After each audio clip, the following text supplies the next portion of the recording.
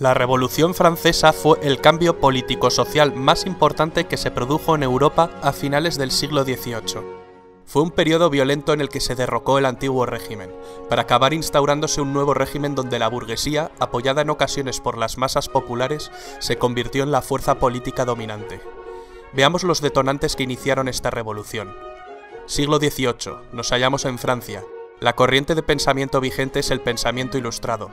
Las ideas de gente como Voltaire, Rousseau, Montesquieu han hecho mella en la sociedad.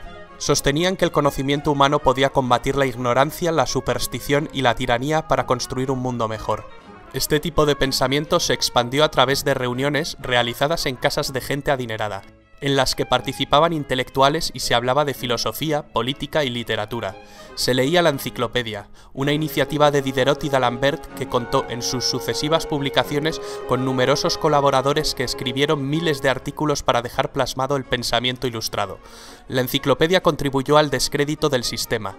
Una sociedad culta que piensa por sí misma era la mejor manera de asegurar el fin del antiguo régimen.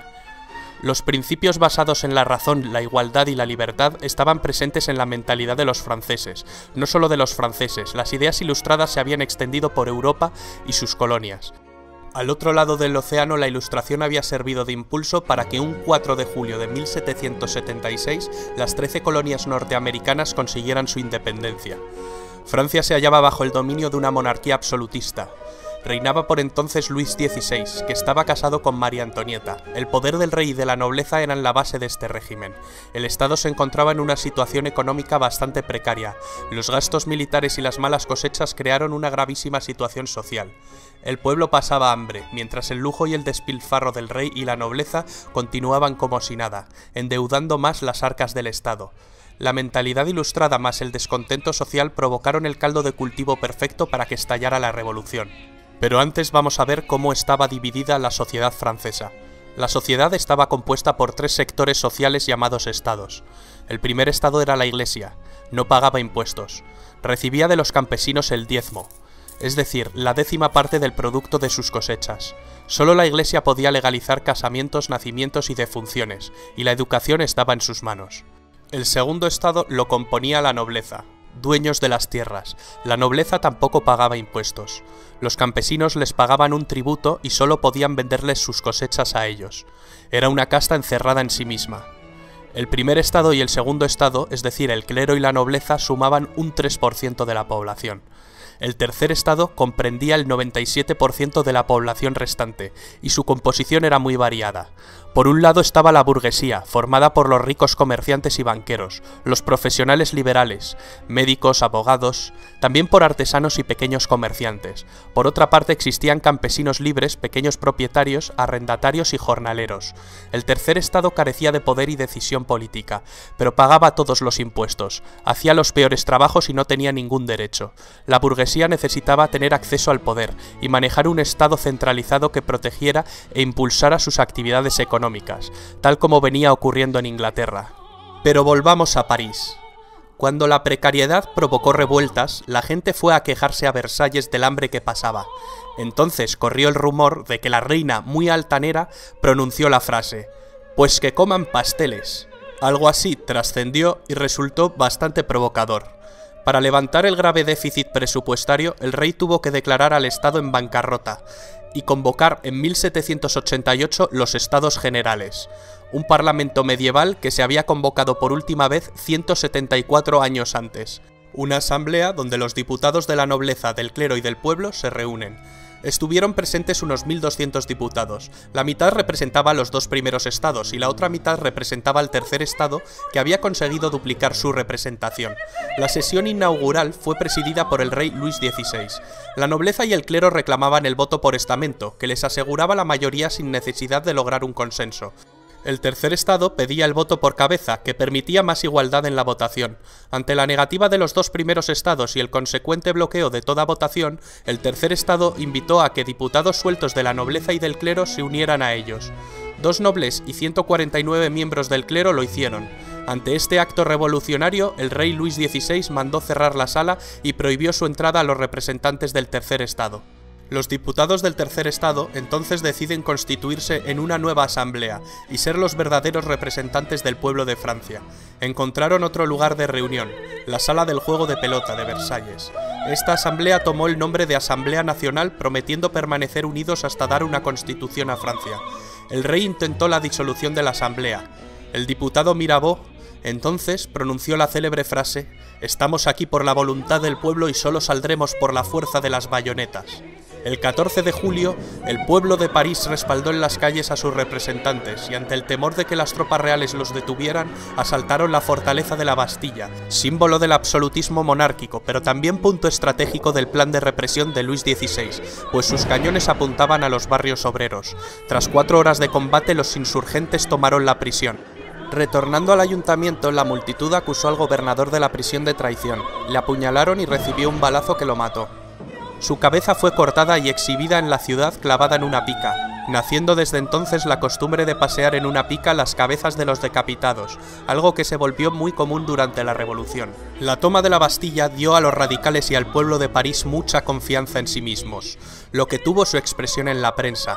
Jean-Paul Marat, un médico que fundó un periódico de enorme éxito, se convirtió en la voz de la revolución y en una especie de líder del proletariado con su continua hostigación a los ricos. El rey acabó cediendo e invitó a la nobleza y al clero a que se unieran a la nueva Asamblea Nacional. La Asamblea adoptó el nombre de Asamblea Constituyente. Entre las labores que llevaría a cabo la Asamblea Constituyente destacan la aprobación de la Declaración de los Derechos del Hombre y del Ciudadano, la supresión del feudalismo, la apropiación de los bienes de la Iglesia, la constitución civil del clero, la libertad de prensa y, por supuesto, la redacción de una constitución. En esta asamblea se sentaban a la derecha los que defendían una monarquía parlamentaria. A la izquierda, partidarios de una república, se sentaban los que representaban los intereses de las clases medias y populares. Así nace la definición ideológica del concepto entre ser de derechas o de izquierdas. A finales del mes de septiembre de 1789, en París circulaba el rumor de que el rey estaba formando sus tropas, y los periodistas, con Marat a la cabeza, azuzaron a la gente con el fin de que reaccionase. La gente marchó a Versalles, acampó, organizó revueltas a las afueras de Palacio e incluso un grupo de mujeres entró en Palacio y decapitó a miembros de la Guardia Real. Después exigieron al rey que trasladara su residencia de Versalles a París, y así lo hizo. Una gran multitud desfiló a París y el rey tuvo que alojarse en el Palacio de las Tullerías. Era una manera de tenerle más controlado y poder someterlo a la voluntad popular. La Asamblea Constituyente, que trasladó también su cámara a París, consigue aprobar la Constitución en 1791. Francia funcionaría como una monarquía constitucional. La Constitución establece que la soberanía reside en la nación y ya no en el rey. Al rey no le queda otra que aceptar la Constitución. Con su poder enormemente debilitado, el rey empieza a pergeñar un plan para recuperar su poder. Sabe que solo puede hacer esto con la ayuda de un ejército extranjero. Su plan es escapar de las Tullerías para alcanzar la frontera más cercana. El rey y la reina se disfrazan de criados y escapan durante la noche. Cuando están a punto de alcanzar la frontera con Austria, su plan fracasa. Les descubren y les apresan. En este momento, el doctor Guillotin había propuesto un sofisticado método de decapitación que presenta a la asamblea. El periodista Marat, entusiasmado con este artefacto, apoda al aparato guillotina. Acabará teniendo un papel muy importante. Con los reyes presos y por miedo a un ataque inminente, la asamblea se anticipa y declara la guerra a Austria, el país de la familia de María Antonieta. Pronto Prusia se une a Austria. El 10 de agosto de 1792, las masas asaltaron el Palacio de las Tullerías y la Asamblea Legislativa suspendió las funciones constitucionales al rey. La Asamblea acabó convocando elecciones con el objetivo de configurar por sufragio universal un nuevo parlamento que recibiría el nombre de Convención Nacional.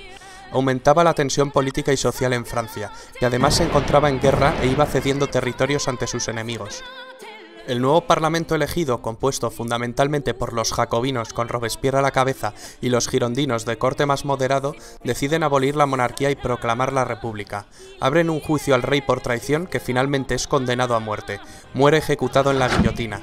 La reina María Antonieta acabaría corriendo la misma suerte y sería ejecutada más adelante. La revolución se había radicalizado. Durante este periodo se produjo el ajuste de cuentas entre los jacobinos radicales y los girondinos moderados. El sanguinario Marat arremete en su periódico contra los moderados y publica listas de supuestos traidores a la revolución. Esto acabaría con Marat asesinado, mientras se daba un baño en su casa. La consecuencia: Marat se convirtió en un mártir, en una leyenda de los radicales. La Convención Nacional redactó una nueva constitución. Creó también un nuevo calendario, según el cual el año 1792 se convertiría en el año 1 de su nueva era. Cambiaron los nombres de los meses: floreal, brumario, germinal. Se quitó la semana con el fin de suprimir las connotaciones religiosas del domingo y cada mes se dividiría en 3 periodos de 10 días. Los grandes oradores Robespierre y Danton son las figuras revolucionarias que cobraron más protagonismo en este momento. El poder legislativo de la nueva república estuvo a cargo de la Convención, mientras que el poder ejecutivo recayó sobre un órgano de nueva creación, el Comité de Salvación Pública, con el fin de salvaguardar la República. Este órgano cayó bajo el mando del jacobino Robespierre. Los jacobinos desataron lo que se denominó el Reinado del Terror, entre 1793 y 1794, una especie de dictadura jacobina. El experimento republicano francés acabó evolucionando en un régimen terrorista. Entre 10.000 y 40.000 personas fueron guillotinadas ante acusaciones de actividades contrarrevolucionarias. Los inclementes responsables del terror sirvieron mal a los ideales que decían defender.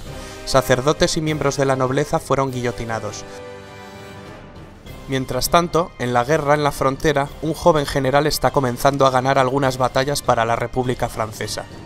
Se llama Napoleón Bonaparte, pero en el interior una rebelión que llegó a convertirse en una verdadera guerra civil enfrentó a los partidarios de la Revolución Francesa y a los contrarrevolucionarios. Se denominó la Guerra de la Vendée. La locura colectiva hizo que los propios líderes revolucionarios corrieran la misma suerte al ser acusados y condenados por celos de sus rivales o por aspirar a una dictadura personal. Robespierre propone más terror como un camino hacia la virtud.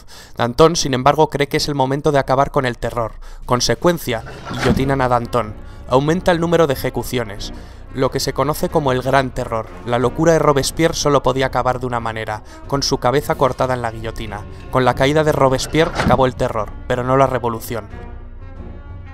Finalmente, en un intento de moderación, en 1795 se promulgó la nueva Constitución del año 3, que había elaborado y aprobado la Convención durante los meses anteriores. Se trataba de una constitución muy diferente a la de 1793, y en esencia volvía a los principios de la Constitución monárquica de 1791.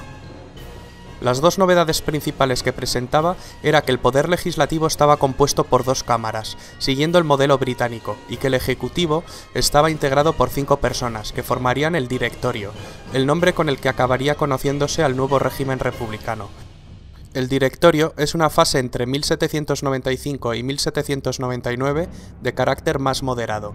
Este periodo está caracterizado por la disensión entre los directores y una grave crisis económica.